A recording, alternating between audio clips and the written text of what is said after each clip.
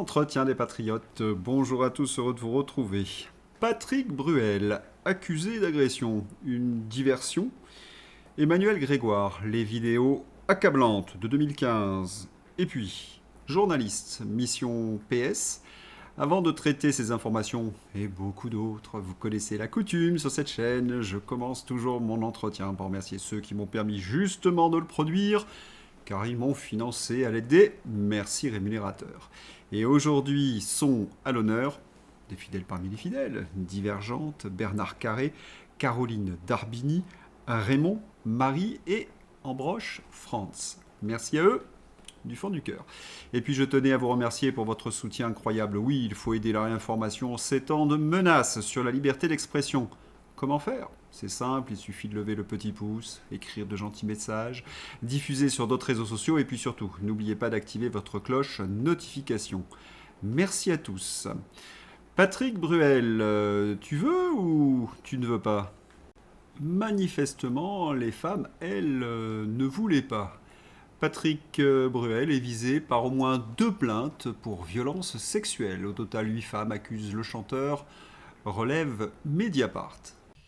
Et ces accusations sont relayées par des stars, entre guillemets, Alexandra Lamy et Nora Malagré.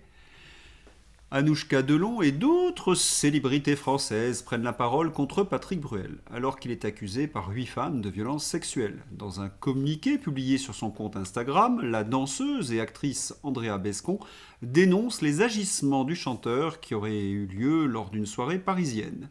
Dans les commentaires, Alexandra Lamy a répondu et a confirmé en déclarant « J'étais dans la contre-soirée avec toi, mon Andrea ». Et Nora Malagre a commenté « Voilà, on sait ». Anouchka Delon, force à toutes. Quelques réflexions. D'abord la source, Mediapart, qui a amplifié l'affaire. C'est assez ennuyeux, car les journalistes de Mediapart ne font plus d'informations depuis très longtemps, mais du militantisme. Voir leur dossier sur Quentin. Alors balancer cette info maintenant, ça a quand même une signification. Un contre-feu et contre qui ? On en reparle dans quelques instants. Ensuite, je commence à en avoir assez. Tous ces types agissent comme des gros porcs pendant des années et ne sont dénoncés par le showbiz que lorsqu'ils sont visés par des enquêtes. C'est ainsi que nous avons eu Epstein et Emmanuel Macron.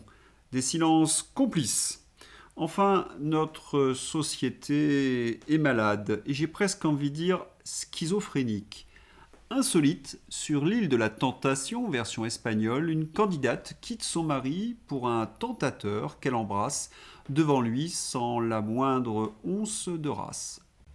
J'avais 5 ans quand ma grand-mère me disait « Ne sors jamais avec une femme qui ne se respecte pas, comme beaucoup d'hommes font ».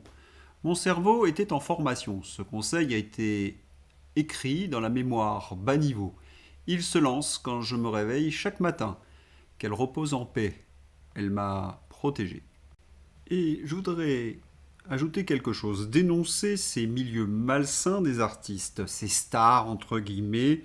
Les garçons sont souvent couverts de femmes prêtes à tout. Ils agissent d'ailleurs avec elles comme avec des catins. Mais lorsqu'ils vieillissent, qu'ils ne sont plus rentables, qu'ils sont démodés, ils subissent les foudres des harpies, qui se sentent offensés de leur manière. J'ai vu certaines de ces harpies dans les soirées. Elles ne valent guère mieux que Patrick Bruel. La comédienne et fille d'Alexandra Lamy, Chloé Joannet, réagit aux accusations de violences sexuelles de 8 femmes à l'encontre de Patrick Bruel. Elle a relayé l'article dans une story Instagram accompagnée du mot « Enfin ». Franchement, ce sont les mêmes qui font des pieds et des mains pour entrer dans ces soirées où il y a poudre et débauche. Il y a de quoi rire. Quant à Mediapart, Patrick Bruel, mais ça, pourquoi ce n'est pas en une de Mediapart ? À Argenteuil, que je connais bien, la gauche entière s'est ralliée au candidat LFI Yacine Zegli pour le second tour. Un type condamné en 2023 à 4 mois de prison avec sursis pour violence conjugale. Et après ça, ils osent encore nous parler de morale et de respect des femmes et faire des leçons aux autres. Pathétique. Et bien entendu, à la une de Mediapart, rien sur les agresseurs dans le périscolaire parisien. Vous savez, je suis candidate dans le 11e arrondissement. Ça fait des années, et c'est encore plus renforcé depuis des mois, qu'on vit un scandale sexuel dans le périscolaire qui est sans précédent. C'est l'équipe qui se présente actuellement, c'est elle qui était en charge du recrutement de ces animateurs. Mais pour Donc moi, en je revenir dis, aux électeurs, attendez, on va dire modérés. Remarquez le journaliste qui essaie de changer de sujet. La seule question est, voulez-vous continuer avec cette équipe? Et il n'y a pas que le périscolaire, il y a aussi l'ASE. Rachida Dati remémore l'affaire de l'enfant tondu dans une ASE et, bien entendu, la mairie de Paris n'a rien fait. Arrêt sur image, vous avez été très nombreux à réagir sur Rachida Dati. Vous m'écrivez, Dati, c'est Macron. Très juste, et je n'ai cessé de le dénoncer. Et puis, regardez sur l'AS, Dati était ministre d'un gouvernement qui a étouffé l'affaire. Et je ne parle même pas des relations entre Epstein et Emmanuel Macron. Dati Grégoire, c'est la peste contre le choléra, m'écrivez-vous. Très juste. À un détail près, Hidalgo Grégoire, c'est un système mafieux. La mafia PS. Écoutez-les par exemple sur un cas d'agression sexuelle en 2015. De la personne mise en cause depuis vendredi, pouvez-vous nous confirmer si à un moment ou à un autre, il a été employé par notre ville dans un autre établissement scolaire au cours des dernières années? Je vous remercie. Et je vous assure, les Parisiens n'ont pas besoin qu'il y ait des polémiques politiciennes sur chaque sujet. Les Parisiens... Emmanuel Grégoire renchérit. Le risque zéro n'existe pas, déclarait Emmanuel Grégoire après avoir été interpellé en 2015 sur des cas d'agression sexuelle dans le périscolaire à Paris. En 2015, donc, Jean-Pierre Lecoq alertait Anne Hidalgo et Emmanuel Grégoire sur des agressions sexuelles à répétition dans le périscolaire. Emmanuel Grégoire s'était alors retranché derrière les procédures qu'il estimait avoir respectées. Anne Hidalgo l'avait accusé, Jean-Pierre Lecoq, de polémiques politiciennes malsaines sans remettre en cause ces procédures. Vous imaginez? Cela fait 11 ans que cela dure. Nous savons aujourd'hui que c'était un réseau et que la mairie a laissé faire. Alors, ces gens doivent être chassés, ne serait-ce que pour protéger les enfants. Rachida Dati. Responsable de rien. Il connaissait à peine Madame Hidalgo. Il est responsable de tout, y compris du plus grand scandale français dans le périscolaire. Il en est responsable, puisqu'il a été en charge du recrutement de ces animateurs qui aujourd'hui sont des prédateurs sexuels. Et donc, moi je prends un engagement... Personne ne se lève pour lui dire d'arrêter de rigoler. Ça fait rigoler qui, ce genre de choses? Emmanuel Grégoire répond à Rachida Dati en expliquant qu'il n'était pas responsable alors qu'il était le DRH, et vous l'avez entendu, il était en charge du dossier. Oui, ce sont ces gens qui ont supprimé les modalités de consultation des fichiers des auteurs d'infractions sexuelles pour la procédure d'agrément des assistants maternels. Dans le périscolaire, cela doit être pareil. Pour bien mesurer toute l'ampleur de ce scandale, dans certains cas, quand un éducateur était accusé d'agression, il était déplacé par la mairie de Paris dans une autre école. Conséquence, violence sexuelle dans le périscolaire, la défenseure des enfants de Paris a reçu 150 saisines depuis mi-décembre. Ceux qui voteront pour l'équipe sortante auront ça sur la conscience. Il y a d'autres dossiers qui accablent l'équipe Hidalgo-Grégoire. Oui, cela fait des années que je dénonce dans ces entretiens le massacre de Paris et notamment ses espaces verts. La politique Grégoire-Hidalgo anti-arbre a engendré des îlots de chaleur. Et ce sont les mêmes qui vous parlent de ZFE. J'avais oublié, ils ont mis des ZFE de la honte, discrimination sociale et abolition de la liberté de circulation. L'horreur, cette équipe. Sortez les sortants, sortez Grégoire. Que de scandales, le tandem Hidalgo-Grégoire. Il ne faudrait pas non plus oublier la complicité d'Hidalgo-Grégoire dans la folie covidiste. Et puis, il y a ça. Le ratio du vote gauche-droite à Paris en fonction de la présence de HLM et du parc social. La ville de Paris consacre 5,5 millions d'euros par an à l'accueil des réfugiés. 90% des nuitées de SAMU sociales sont occupées par des étrangers extra-européens. Et pendant ce temps-là, 73% des Français ont renoncé à un soin ces 5 dernières années. Eh oui, le socialisme, c'est l'art de se fabriquer des clientèles. Opaque, absurde, le grand mystère des subventions municipales. Comment Paris, Marseille et Lyon distribuent des millions d'euros de subventions chaque année sans jamais rendre de compte. C'est ce qui a tenté de découvrir un think tank Génération Libre. Et ce qu'ils ont découvert n'est pas piqué des hannetons. Des centaines de millions d'argent public partent en subventions à Paris. Chaque année, les 3 plus grandes villes de France distribuent des centaines de millions d'euros de subventions à des associations et structures satellites. Derrière ces milliers de lignes budgétaires se cache une réalité difficilement lisible. Pour les contribuables, une part croissante de la dépense publique locale échappe à l'évaluation et au contrôle démocratique. Dans cette nouvelle note, Génération Libre analyse les systèmes de subvention de Paris, Lyon et Marseille à partir des fichiers open data et des budgets municipaux. Au total, 473 millions d'euros sont distribués ou fléchés chaque année vers des structures extérieures aux administrations municipales. L'étude met en évidence plusieurs dérives structurelles. Multiplication de micro-subventions administrativement coûteuses, reconduction automatique de financement, aides en nature difficile à tracer et dépenses classées sous des intitulés budgétaires opaques. La culture constitue aujourd'hui le premier poste de subvention municipale dans les 3 villes. Culture, un bien grand mot. La mafia PS distribue l'argent à des associations ou des ONG qui sont occupées au hasard par des militants de la gauche. C'est ce qu'on appelle depuis la nuit des temps du clientélisme. Et autre scandale, des centaines de journalistes bénéficient d'un logement social de la ville de Paris pour quelques centaines d'euros par mois.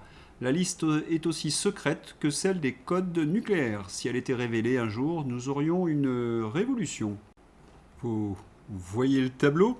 Les HLM bien pourris pour les immigrés pour avoir une clientèle populaire et puis des HLM coquets pour loger les copains journalistes ou les cadres de la mairie de Paris et obtenir ainsi leur fidélité. C'est bien huilé.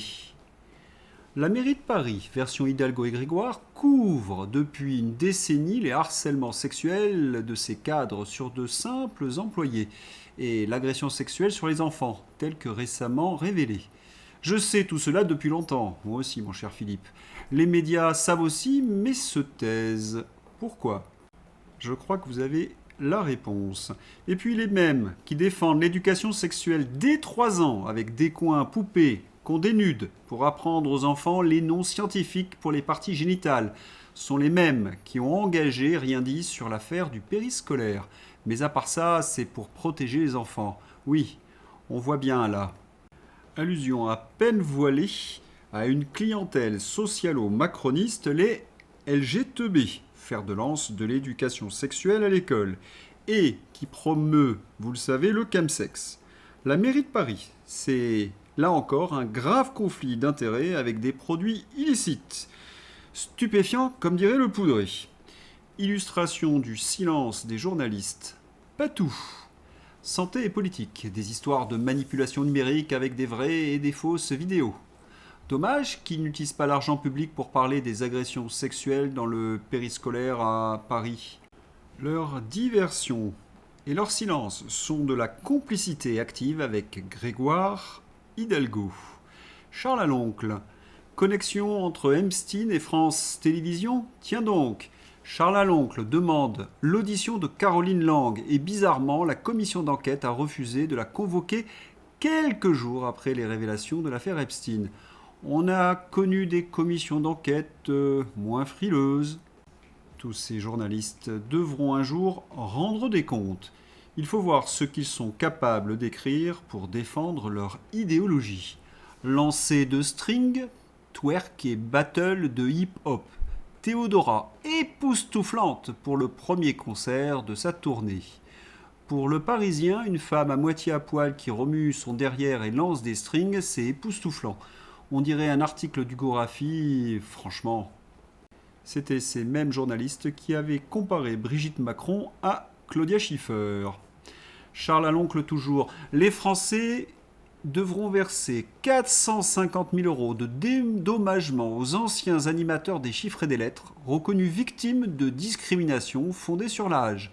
Merci les socialistes, merci Delphine Ernotte.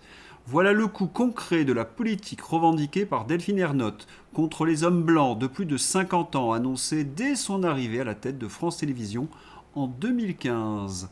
Info Le Parisien, France Télévisions condamné à verser près de 450 000 € aux anciens animateurs du jeu des chiffres et des lettres. C'est ça, la gauche, c'est la discrimination, la stigmatisation, le sexisme et le racisme autorisés. Voyez Mélenchon dans ses œuvres. Il aurait même bien fallu qu'il y en ait un jour un ou une qui se mette debout sur ses pattes à l'autre bout du continent africain pour qu'à la fin, ici, vous soyez en train de faire les malins, tout blanc, tout moche que vous êtes. Bon, alors, donc... Ces propos tombent sous le coup de la loi. Quant aux Français qui rient de ces ignobleries, ce ne sont que des petits courtisans masochistes. Johanna Rolland, maire PS de Nantes, qui s'est alliée avec la France Insoumise ce soir et son concurrent de droite dans le débat de l'entre-deux tours. Nous étions le 18 mars. Vous êtes un représentant du patriarcat, monsieur le LR. Ce candidat veut protéger les femmes des délinquants. La maire de Nantes. Vous êtes un représentant du patriarcat. Et Johanna, tu représentes qui? Les délinquants, les voyous, les agresseurs sexuels, comme à Paris?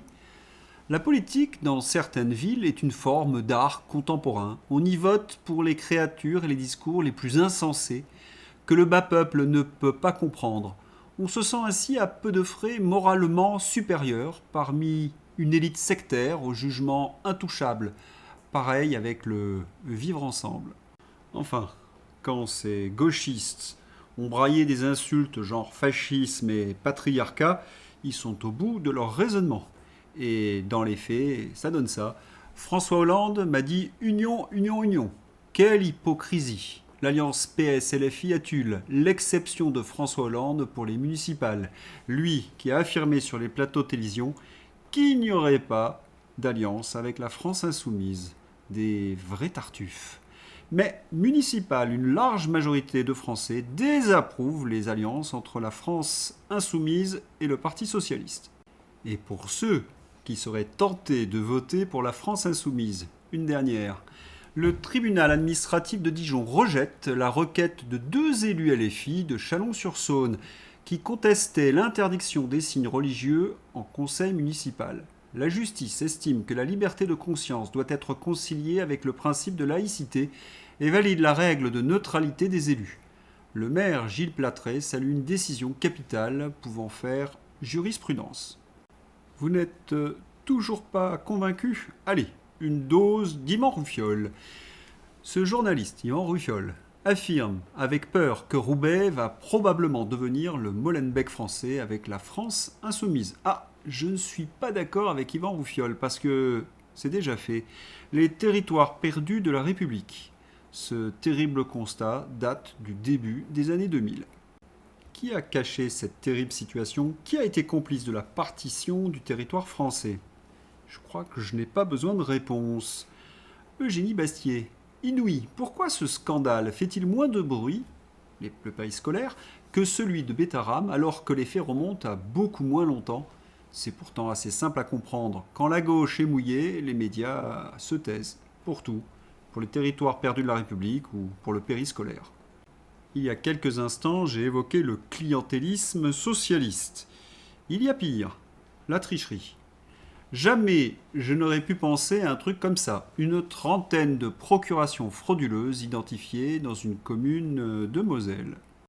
Imaginez la bonne blague, cela fait des années que ce système frauduleux est connu. Et lors de ces élections municipales, c'est un festival. Dimanche après-midi, 3 sœurs se rendent au bureau de vote de Pain-Levé. Tout se passe normalement jusqu'au moment où Thérèse présente sa carte d'identité. On lui annonce qu'elle a déjà voté le matin même avec une procuration. Et à ce système frauduleux de procuration, si vous ajoutez les machines à voter, c'est le pompon. Présente dans une 60aine de villes françaises, représentant 1,25 million de citoyens, ces machines électroniques peuvent facilement fausser les élections sans trop éveiller les soupçons. Parce qu'on ne peut pas recompter, on ne peut donc rien prouver. De plus, il n'est guère compliqué de programmer les puces pour obtenir le résultat souhaité. Certains informaticiens l'avaient démontré dans l'élection américaine. Avec la multiplication de ces machines à voter, notre démocratie est en danger. Il va falloir être très vigilant et exiger le retrait de ces diableries. On a vu certains résultats de ces machines, notamment au Havre avec Édouard Philippe. Vous avez été quelques-uns à défendre Donald Trump. Cela tombe bien, il y avait un de ses avocats sur Tocsin. Alexandre Kulniach d'Apreval analyse la récente et fracassante démission de Joe Kent, directeur du Centre national de lutte contre le terrorisme américain. Cet ancien militaire, fidèle à Donald Trump, a publiquement critiqué l'intervention en Iran, affirmant que cette guerre a été déclenchée sous la pression d'Israël. Alexandre se demande si cette sortie ne cache pas une manœuvre plus globale. Serait-ce une stratégie de Donald Trump pour faire dire tout haut par d'autres ce qu'il pense tout bas ? C'est une hypothèse qu'à titre personnel, je trouve capillotractée. Surtout quand on connaît la liste des donateurs de la campagne de Donald Trump. On a tous défendu Donald Trump, car il avait promis pas de guerre. Il avait promis également de régler le conflit ukrainien en 24 heures. Ah, le conflit ukrainien. C'était facile de le régler. Il suffisait de couper les yeux de l'armée ukrainienne, autrement dit le renseignement américain.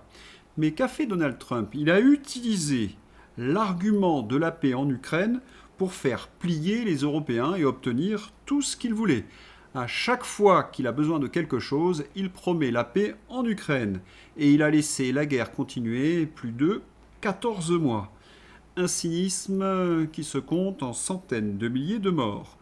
Quant à l'Iran, on nage en plein cauchemar. C'est la raison pour laquelle Joe Kent a démissionné et a accusé Donald Trump. I came in under Clinton, I served all through Bush, I served all through Obama, and what I saw on day one of the Trump administration, the way that we had mid-level bureaucrats who just basically said that we don't have to listen to the Trump administration, and that's ultimately what led to my wife getting killed. Oui, Joe Kent a perdu son épouse en Syrie. Son épouse était militaire. Il a donc cru en Donald Trump, pensant qu'à l'époque, nous étions en 2018, que c'était la faute de l'État profond. Mais maintenant, ces accusations sont précises. Joe Kent vient de révéler les dernières paroles de Charlie Kirk. La dernière fois que j'ai vu Charlie Kirk, c'était en juin, dans l'aile ouest de la Maison-Blanche. Il m'a regardé droit dans les yeux et m'a dit « Joe, empêche-nous d'entrer en guerre contre l'Iran. » Et puis il est assassiné publiquement et on n'a pas le droit de poser de questions. L'enquête à laquelle je participais au sein du Centre national de lutte contre le terrorisme a été interrompue. Il restait pourtant beaucoup d'éléments à examiner. Mais je ne peux pas vraiment en parler. Nous savons, grâce aux SMS rendus publics, que Charlie subissait de fortes pressions de la part de nombreux donateurs pro-israéliens de Donald Trump. Les accusations sont terribles et mettent Donald Trump au pied du mur. Lorsqu'il essaie de communiquer sur la guerre, les réponses sont d'une extrême violence. Vous avez dit pas de guerre et maintenant voyez ce qu'on a. Et ce genre de choses. Le boy qui fait la guerre, le soldat, et qui regarde les portraits de Donald Trump et de Jeffrey Epstein. Donald Trump avait également promis pas de guerre parce que l'argent ira au peuple américain. La réalité, selon un responsable de l'administration, le Pentagone a demandé à la Maison-Blanche d'approuver une requête de plus de 200 milliards de dollars adressée au Congrès pour financer la guerre en Iran, une nouvelle demande qui risque de se heurter à l'opposition des parlementaires opposés au conflit. Et à la réalité économique, la dette américaine, je vous l'ai dit hier, atteint un nouveau record historique de 39 000 milliards de dollars. Et la probabilité était de 49% avant même le début du conflit. Pour Moody's, la guerre au Moyen-Orient accentue encore le risque d'une récession aux États-Unis. Et certains parlent bientôt de krach boursier. Et que de mauvais signaux. Pénurie d'engrais, compagnie aérienne à l'arrêt, trafic maritime bloqué. Le blocus maritime exercé par Téhéran a laissé une flotte de pétroliers immobilisés et 40 000 marins confrontés à un feu croisé de drones et des brouillages électroniques. Si nous étions gouvernés par des gens rationnels, cette guerre aurait cessé depuis 3 ou 4 jours. Mais voilà, c'est la folie qui domine le monde. Israël aurait bombardé des sites énergétiques en Iran. On apprend cela cette nuit. L'Iran promet de riposter. Oui, oui, l'Israël a bombardé le plus grand champ gazier en Iran. Le Qatar s'inquiète. Une démarche dangereuse et irresponsable. Le Qatar pointe du doigt Israël après une frappe sur la plus grande réserve de gaz du monde qui fait rebondir les cours du pétrole. Et dans la foulée, l'Iran frappe une importante installation gazière qatari par missile. Le pétrole bondit à 115 $, dernière cotation. Suite aux attaques en Iran et au Qatar sur le gaz, les marchés ouvrent avec une hausse d'environ 30% ce matin sur le gaz européen. Dans un premier communiqué, Donald Trump affirme qu'il n'avait pas été prévenu des frappes israéliennes et qu'il désire que plus aucun site énergétique soit bombardé. Puis il dit l'inverse 2 heures après. Détroit d'Ormuz. Trump improvise de manière sidérante et n'a pas de plan B. Son dernier appel à l'aide aux Européens est un constat d'impuissance, observe Michel Olagaré dans le Club Figaro International. Oui, c'est sidérant parce que le résultat de cette politique, c'est la misère, la famine, les déplacés, l'inflation, les tués, les blessés, les handicapés. Et Tulsi Gabbard qui nous dit ça. La chef de renseignement américain contredit Donald Trump et affirme que l'Iran n'a pas essayé de relancer ses activités d'enrichissement nucléaire depuis juin 2025. Elle fait écho d'ailleurs aux déclarations de Joe Kent. Un sondage qui, dans une certaine mesure, est rassurant. Guerre au Moyen-Orient, 70% des Français refusent toute intervention militaire de la France. Manifestement, 70% des Français s'informent sur les réseaux sociaux. Quant aux 30%, on sait où ils puisent leur hargne. Allez, c'est l'heure d'ouvrir la page Fantaisie. Quand tu reviens de Colombie et que tu n'as pas trouvé de mangue, pas mal. Olivier Faure assure, promis craché, qu'il n'y aura plus aucun accord PS-LFI. À l'exception des municipales, des présidentielles, des législatives, des régionales, des européennes et des élections des délégués de classe. Les élections, c'est un peu ça, quoi. Premier tour, il montre les crocs et deuxième tour, il se renifle. Vous voyez ce que je veux dire. La blague qui circule à Nice. Christian Estrosi n'a aucun souci pour dimanche. Je serai réélu, ça va passer comme une lettre à la poste. La réponse d'Éric Ciotti mérite le prix de l'humour politique. Vérifie sur ton portable, la poste et le dimanche est fermée. L'émission Quotidien a raillé la posture gauchiste d'Estrosi. C'est dans ma description. Et sur d'autres chaînes d'infos, Estrosi a prédit que si Ciotti était élu à Nice, ça serait quasiment la guerre civile. Bigre, moi je trouve que c'est un peu court, j'aurais ajouté les épidémies, les tremblements de terre, les incendies, les fleuves de sang et les nuages de sauterelles. Oui, cela commence à se voir qu'il en fait un peu trop. Christian Estrosi, tous pour Nice, mercredi 18h03 à 7h40 sur RTL. Il a vraiment la pétoche, le Christian. Mais de quoi? Perdre ses rentes, son pouvoir? Ou qu'Éric Ciotti ait tous les dossiers sur Nice? Ou les deux, remarquez. Municipal, le fou du bus parle tout seul. Glu-glu. Neuilly-sur-Seine, tentative de cambriolage chez Jacques Attali. Surpris en flagrant délit, les suspects nient. On était venu faire de l'escalade. Ah, c'est l'excuse la plus bidon qu'on ait jamais entendue. Mais ça ne peut pas être un cambriolage, voyons. La maison de Jacques Attali est comme la France, comme il le disait, un hôtel. Dimanche, le maire LR d'Arcachon voulait un écologiste. Oui, si je pouvais vous je le ferais. Bruno Retailleau demande au candidat LR d'Arcachon de clarifier sa position. Moi, il me semble que la position est très claire. Prix orwellien. Le futur porte-avions français portera le nom de France Libre, annonce Emmanuel Macron. Mais quel psychopathe. Il enchaîne la France comme une esclave à l'Union européenne et il appelle le porte-avions, en même temps, la France Libre. Manu, pervers et tordu. Allez, c'est l'heure d'ouvrir la page Fantaisie. Le journaliste russe et chercheur politique Maxime Shevchenko. J'ai lu des publications de certains exprimant leur joie face à la mort d'enfants. Ensuite, ces personnes viennent à Moscou et à Saint-Pétersbourg et vivent parmi nous. Maxime a raison, c'est vraiment un choc de civilisation. 1 million de déplacés au Liban. Oui, vous avez bien lu. 1 million depuis le début des hostilités engagées ce 2 mars 2026. Sans parler du millier de morts déjà comptabilisés. Aujourd'hui, je vous souhaite une excellente journée. À bientôt. Au revoir.